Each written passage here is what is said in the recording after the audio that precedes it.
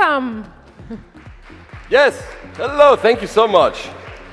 Hi guys, how are you? Hello guys! Oh my god, you're still sleepy, you haven't, I'm waiting for my slides, so I'm getting time. Yeah, Papadimitriou, I'm not bankrupt yet. Actually, I was born in Switzerland, so I'm Swiss. My father, Greek, some Greek. My mother, Finland, some Finn. So I have 3 passports. The alternative theory here is that my 3 passports are locked in a safe in Zurich, and my real name is Jason Bourne. So, machine versus human. I'm not sure that's the right way to actually frame the debate about what we're experiencing, but let's play with it a little bit.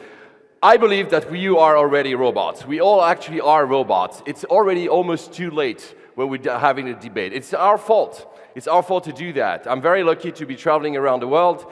This year I've traveled, I know it's a bit of bragging, but 380,000 kilometers in all countries, mostly emerging and frontier countries, and I try to understand how our identity is reshaped, changed through technology. And usually, I'm very much of an optimist, and today I'm going to be a little bit of both. I'm going to try not to be only an optimist, but also a bit of a pessimist.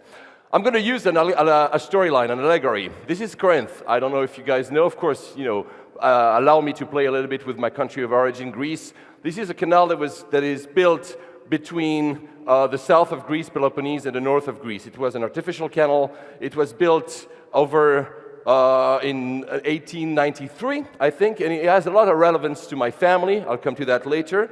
But it was dreamt first in 700 BC, so before Christ. So it took like 1,000 years between the first time that somebody imagined building a canal there to actually building it and making it happen in 1893.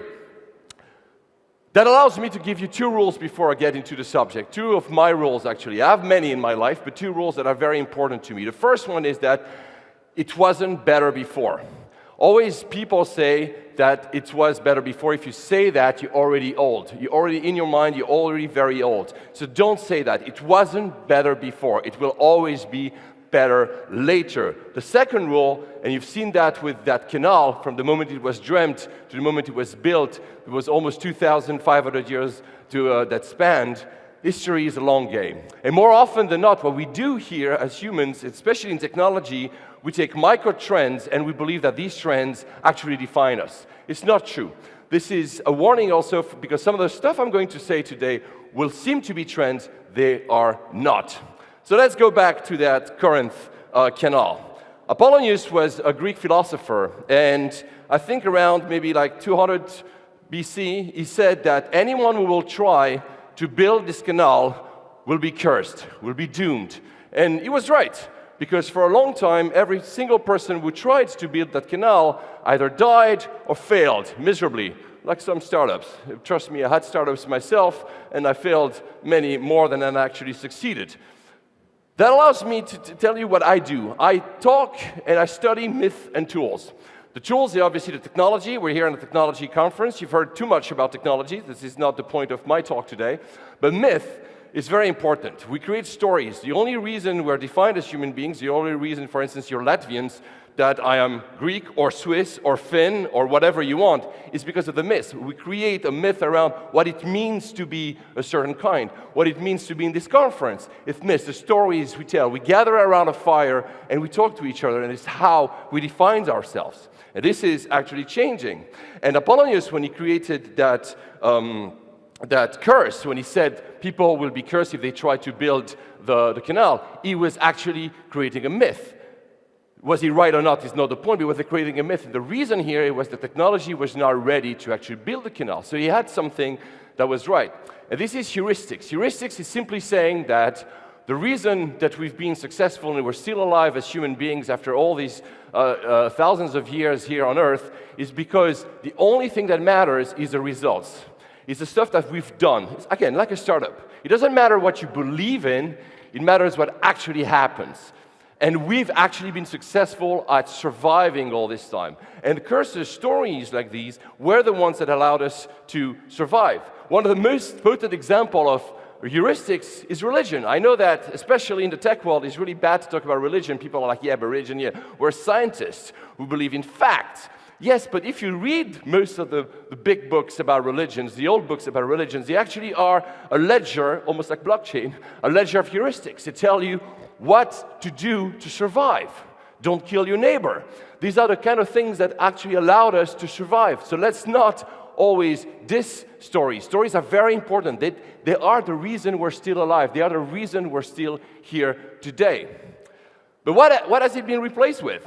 What I see around me is, and trust me, I used to be a lobbyist, an influencer, and I'm a marketer, an influencer. I mean, not exactly a marketer, but what we've seen is that these are being replaced, heuristics, by brand tribes. People follow. I'm going to take one example, and I'm not here to diss it. CrossFit. I don't know if any one of you does CrossFit, but for fuck's sakes, someone does CrossFit, the only thing they talk about is CrossFit.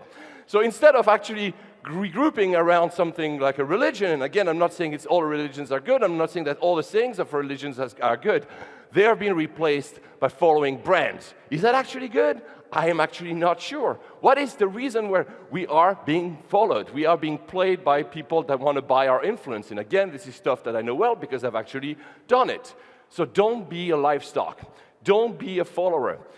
This is one of the rules I've applied in my life. If you try to always be a follower, you'll actually be played. And you'll actually open the door into that machine versus human. You're actually preparing the machines to win, because if you are constantly simply following, then the machines have already won. Another reason why the Canal of Corinth was built was obviously to connect, to create commerce. It was a pathway from one side of the sea to the other side of the sea. And this is something that we as human beings, again, we want to belong. We like to belong. The reason we are together is because we want to belong. This is how we thrive. Actually, it's been proven, there was this, for a long time, these theories that in some parts, including in Greece, people live super long because supposedly they have great diets, right? Olive oil and whatever bullshit. The actual reality is because they live together. They eat together. They drink coffee together. They play games together. It's because we are together that we live longer. It actually creates a better human race, right? This communality. What has it been replaced with? Astrology for nerds. What is it? ENTP, the Myers-Briggs. Supposedly, you are like introvert or extrovert, all that bullshit, and that defines you. This is, again, if you do that, you're following. You're actually preparing yourself that somebody told me that this is how I am, so I'm revealing. It's pure astrology. It's not reality. And it's also jerking off on yourself. I'm saying, I'm going to retreat by myself, and I'm going to actually define myself by other people's sayings. The onanism of you. Onanism is basically masturbating, as you know that. So you're actually inward-looking. And more people, because of the use of technology, are inward-looking. Actually, this is a number of times you're touching your phone per day, on average. 2,500 times. 2,500 times. And that includes a ghosting. Ghosting is not ghosting of an ex-girlfriend. This is not what I'm talking about. Ghosting is people are just putting their hands on their phone just to be sure that the phone is in their pockets. Just because it's reassuring that we have it there. And again, that's inward. We're not looking towards the other, we're looking towards ourselves. And we create something that I call empathy addiction. It's great to be empathic, we want to care about others. The problem is we were not built as human beings to care about every half a second about a different problem. And empathy as an issue is that every time you empathize about something, it creates dopamine. You feel good about empathizing. Oh, this poor person, what happened to her? What happened to him? Well, I feel good, and you like. And then 2 seconds later, you do that again. And you do that again. And you do that again. It becomes a drug. And sadly, empathy, which is a good thing, can become a bad thing. Withdrawal. Obviously, here I'm going to talk about porn. Why? I think we have a track here in this conference that talks about that. It's the first time in generations that what happens, young people have less sex than before. Obviously, porn is one of the biggest reasons why they do it, but also linked to that inwardness.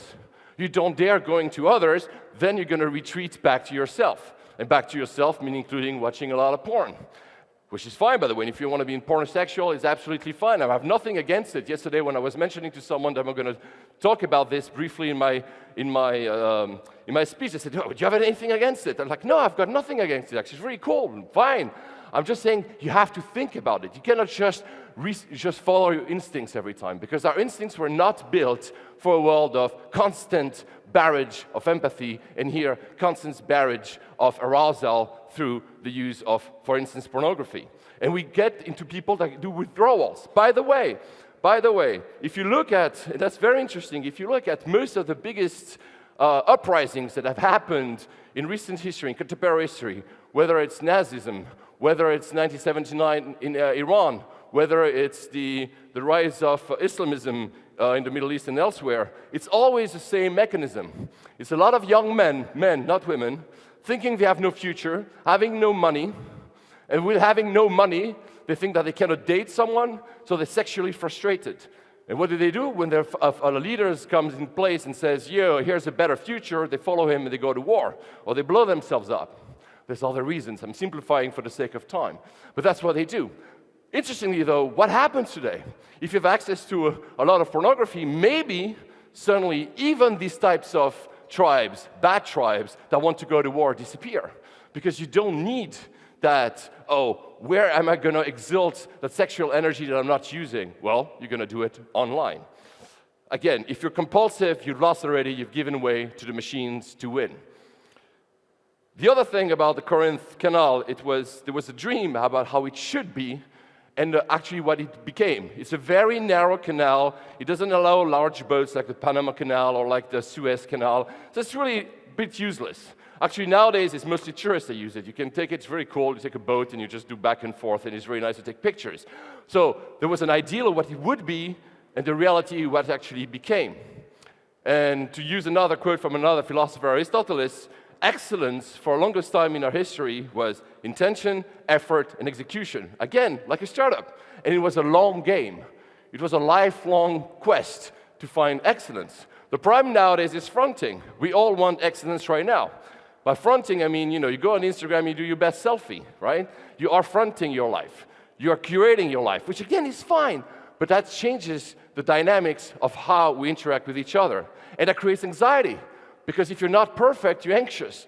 So you want to be even more perfect, at least what society tells you to be perfect. And you're fed with algorithms that show you what it means to be perfect. And then again, you've lost against the machine because instead of being you try to be someone else. You try to be what others tell you to do. It's actually very funny. It's actually the first generation, again, of young people, nothing against young people, guys, by the way, that drinks less than before. Why they drink less than before? First, of course, is because they have access to smartphones, and smartphones have a dopamine machine. You know, the internet, you're like, oh, like. So you have dopamine, you might not need to want to have alcohol. But the other reason is they don't want to be caught being drunk online, on Instagram, for instance. So they're self-aware that, okay, if I'm too drunk, somebody might take a picture of me, then I'm not going to drink. Is that really why you shouldn't drink? I don't know, and I've nothing against, I think it's best that you don't drink too much, but right, it's the point. The same with botched. People are getting now surgeries. I've lived in Asia for a while, and people are getting surgeries to actually look what society tells them to look. It's very famous that in Asia, many people are trying to put their eyes in the same ways that Westerners are, because they want to actually, again, be not themselves, but be the version that they're supposed to be online. And faking. That leads to faking, because the more anxiety you have, the more you want to feel happy. But what it actually means, you never think about it. You want to feel happy. John Carpenter is a movie maker.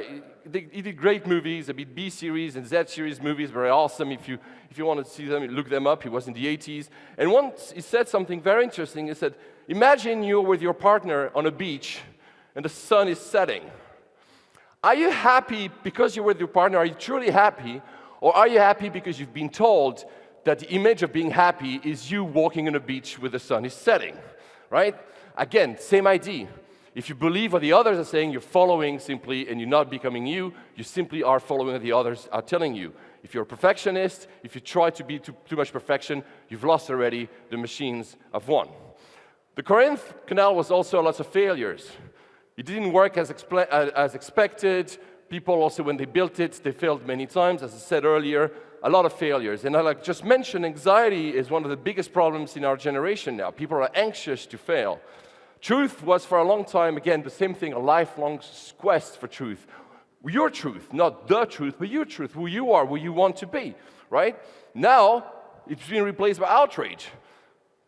Every time you participate in outrage online against someone, against something, you basically are just simply doing what is called vertex signaling of ignorance, what I call vertex signaling of ignorance. You don't know anything, but you need to say that, yeah, this person is bad and I need to participate, and I need to say it as well, because if I say it, it makes me look good, because I'm participating in the attack to what is supposedly bad. You're not becoming you, you're again following, you're a follower. And all this is actually created by this constant barrage of information that we have and the algorithms that feed them. And every time you do that, every time you go into outrage mode, instead of thinking and taking the time to think, you're actually letting the machines win. If you're a parrot, if you just copy what others are telling you to do, or you simply participate in something that has already been done, well, again, you've let the machines win. You are becoming a robot. You have livestock. You know livestock. You're like, you can be a vegan or not, you know what it is. You put like a lot of, cows, and they go to the slaughterhouse. It's exactly what you are doing. And basically, you are opening up yourselves to, if we frame the debate like that, the machine's winning over you already. Because you're simply following, you're not being different, right? So you need to fight. For a long time, I believe, our instincts are good. The reason, again, we survived all this time and we're still alive as human beings is because we have good common sense. We kind of know, our gut feeling tells us what to do. The problem is nowadays with the barrage again of information, this constant barrage of news on algorithm telling us, showing us what other people are doing, we're being bombarded and our instincts are not always the best thing. So we need to fight these instincts, all of them that I've shown you today. And you need to choose discomfort. This is what I've done in my life. I've always chosen discomfort. I like to be uncomfortable. I'm a super shy guy and I'm on stage. People that know me will tell you, no, Paul, you're not shy anymore. Yeah, of course I'm not shy anymore because I've learned, but because I fought my instincts. My instincts were to retreat. I said, no, I'm going to go forward. This is what you could do. And by the way, if you are someone in a startup, that's actually what you do. I told you at the start that the Corinth Canal is also important to my family. My grandfather in Greece was a doctor, and he was also one of the head of the local resistance against Nazi Germany in Greece, where the Nazis were in Greece after the Italians. And there was a very famous battle, obviously, around the Corinth Canal.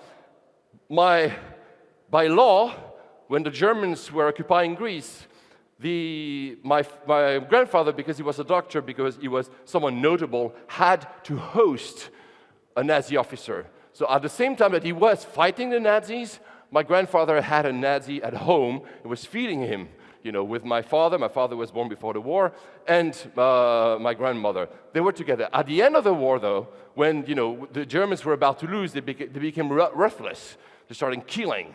So my grandfather decided, we need to leave that southern part of Greece, and we need to escape to Athens, which was a big city. It was easier to hide. But he had to cross that Corinth Canal. That's the only bit where you need to cross to go to Athens.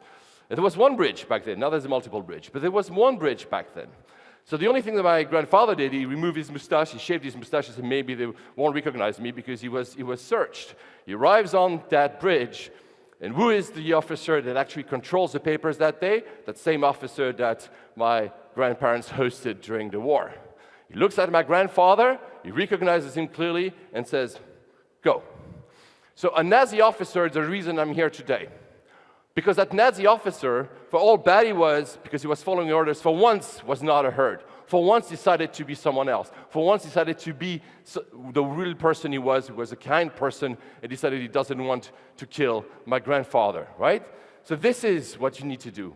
You need to fight your instincts. And if you are someone who's an innovator, someone who's an entrepreneur, you keep fighting your instincts. Because your instincts are not telling you, hey, I'm going to lose it all and risk it all by doing a startup. I'm not going to lose it all or risk it all by creating a new product. You don't do that. You fight your instincts. So do the same in your life. I actually believe that the best entrepreneurs, the best innovators are like travelers. A good traveler, and I travel a lot, is someone who's going to a new country that he doesn't or she doesn't know anything about, and you go. And it doesn't matter what happens. And it'll be okay. You'll be okay. I went to Karachi in Pakistan 2 weeks ago. I didn't know what to expect. I went there, I took my camera, I was in the market surrounded by people I didn't know. Most of my friends were like, are you crazy? You're going to be killed. I was fine. You go, you take the risk, you be yourself, you don't follow what the others are telling you. And this is what I've always done, and it actually pays off well. I chose permanent discomfort. choose permanent discomfort. You already here means you already want to be entrepreneurs or are entrepreneurs, so you have part of the discomfort within yourself. Just actually choose it. In other terms, you need to jump. I always say that when you do that, when you go and you take it to a risk and you're not following what the others are doing, you jump. How do I can show that on a slide? Well, I decided to do that and went to the highest tower you can actually jump from. That's in Macau, in China. And I jumped. You jump. It's 280 meters. You jump. You budging jump into the void. I didn't put the sound because I keep seeing fuck on that video, obviously, because I'm super afraid at the beginning. But it's super cool. This is exactly how it feels like to fight your instincts. You go, you jump. You don't think, you try, and you gotta figure it out. And at the end, actually, I'm super happy, and I wanted to do it again and again and again and again. So I'm gonna ask you, who do you want to be? And on that, thank you very much, guys. Skatos.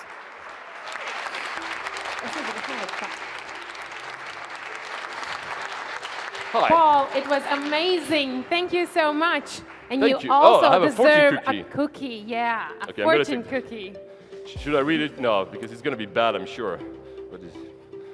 Do we have time for questions or not? Because I went a little bit over time. Well, we have time at least for 2 questions. Okay, so let's go for it if you want to ask questions. I don't know if there's a... Yes, there's a gentleman in the front. Oh, wow. Good Hi. catch. Hello. Thank you for a speech. Thank you. So I'm wondering, what was the time in your life when you learned that you have to seek discomfort? What was the trigger, event? Why are you so different from everyone else? First of all, I'm not sure I'm that different from everyone else. I keep trying. But one is luck. I built my first startup, it was in 1995 when I was still at university. And I tried it, didn't know what I was doing. And it worked. The second one was in 97, so I learned very early. This is why I like, for instance, to talk to younger people, is the younger you try stuff and you realize that you're going to be okay, then you can do that for later. I have many friends of mine who are, I was born in Switzerland. All my friends are bankers, right, basically. And they chose to be a banker when they were 22, and I'm 43, they're still bankers. And they call me and they say, Paul, I'm bored. And I'm like, yeah, but you have money. You've been a banker for 20 years. You can do whatever you want. And they say, well, but I'm afraid. And I'm like, what the fuck are you afraid? I mean, you have money. You can choose a life that most people can't. But things they've never done it, they can't. But to be fair, even if it does say that, the second part of your question, does say that, actually, I force myself, that's a discipline, I force myself to choose that all the time. For instance, I choose to be happy. That was a decision I took 12 years ago. I said, you know what? I don't care. I'm going to be happy no matter what. I know it sounds very self-help, Tony Robbins kind of bullshit, whatever. But actually, when you choose to be happy, it works. When you choose to be different, you try. I keep forcing myself to do stuff that are different. And I keep doing that all the time. It's not always great. Here I'm showing, because I only have 20 minutes, like the good parts and the fun parts. I've lost my money twice completely. But also that teaches you that I'm still here. And I'm going to say one more thing. I'm sorry because I'm long. One more thing, because it applies to startups as well. When you are a kid and you are in the school ground, right? And you trip and you fall. If no one sees you, you're going to be like, okay, I'm fine, and you continue playing. If you're the same kid and you fall and you have all the other kids looking at you, you might be crying because you're ashamed that you fell in front of the other people. So the problem is not, like we say in the startup world, is not failure. The problem is actually the shame of failure. So the biggest lesson is I've tried never to be ashamed. My first speech on a stage, 15 years ago, I sucked, but I didn't care. I said, if I don't do it, I'll never do it. And I keep doing it. And I keep changing my presentation. I had never done that presentation ever. I keep changing because I was not even sure which slide was coming next, because I want to be able to be in discomfort all the time. That was a long answer. I'm sorry if do we have time for another? Yeah, I promised 2 questions. So okay. There is one in the back, I see somewhere in the dark. So try to throw the catch box. It's black as well, so woo. Wow, almost. Touchdown. Okay. Hi. Yeah, I like to seek discomfort too, but I would like to know what is your defining discomforting moment in your life. Okay, so first, I'm going to preface my answer by saying one thing that actually matters a lot that I didn't say in the presentation that I was planning to say. One thing is very important is that I am white, I am tall, and I'm a man. That helps a lot for that seeking discomfort. Because anywhere I go, especially with a Swiss passport, I'll be considered as a good guy. And being tall, I'm not going to be attacked first by someone in the street, although I probably would lose the fight anyway. That helps, right? That actually helps. So to your question, what is the discomfort today, or what is the discomfort, my moment of discomfort nowadays, or? No, that actually changed your life. What was that moment? Was there a defining moment? Yeah. Well, there are many, actually. Well, yeah, I mean, probably the one that it's the easiest because a lot of people can relate to that is because at school I was bullied. At school I was not that kid. At school I was hiding behind my mom when I was a kid and didn't talk to anyone. And at school I kept being bullied all the time, right? And one day you just say enough. No, I didn't fight back because I'm not a fighter, but I decided to validate the fact that I was different. So I became for a little while solitary, and I built this. All you see now is built.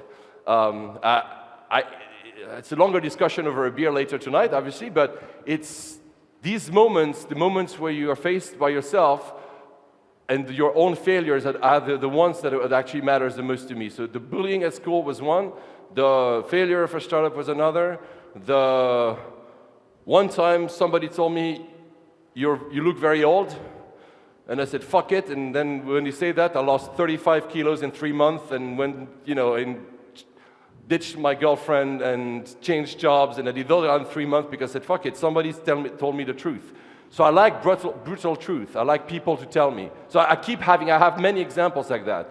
I got one 2 weeks ago, which probably means that next year I'm going to probably ditch the company I've been having successfully for the last 12 years because I feel I'm on autopilot. I'm not actually being, for that bit, discomfortable anymore. But yeah, the bullying at school is probably the one that triggered the beginning of this, yes. Cool. Thank you. Thank you, Paul. Thank you, It was guys. amazing. See you later.